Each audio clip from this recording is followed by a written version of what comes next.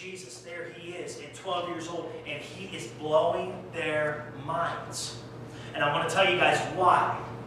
Jesus was tying things together in the Old Testament that they had never heard before in their life. Because, and you guys need to know this, you need to know this in the Old Testament, you need to know this in the New Testament.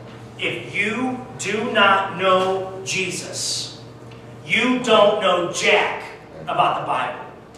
If you do not know Christ, you do not understand the point of this book.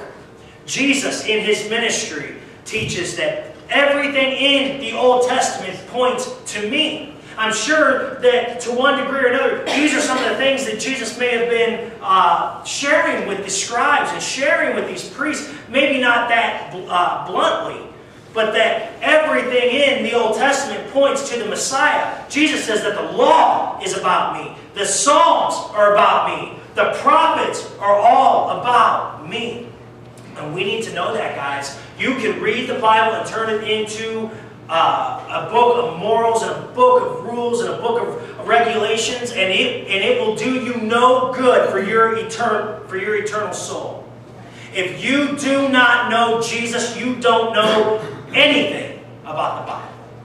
I want to freak out sometimes. I'll hear these so-called Christian events and all these things, and they'll say, and guess what? We're going to study the Old Testament. We're going to bring in Rabbi so-and-so who's not even a Christian, and he's going to really give us some insights into the Old Testament. Guys, I want to freak out when I hear that.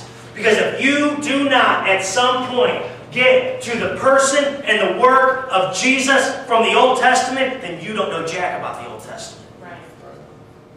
These customs and these ceremonies and all of these things, Jesus says, I didn't come to abolish the law, I came to fulfill the law. It's all about me. It's all pointing to me. They're all sermon illustrations about the person and the work of the Lord Jesus.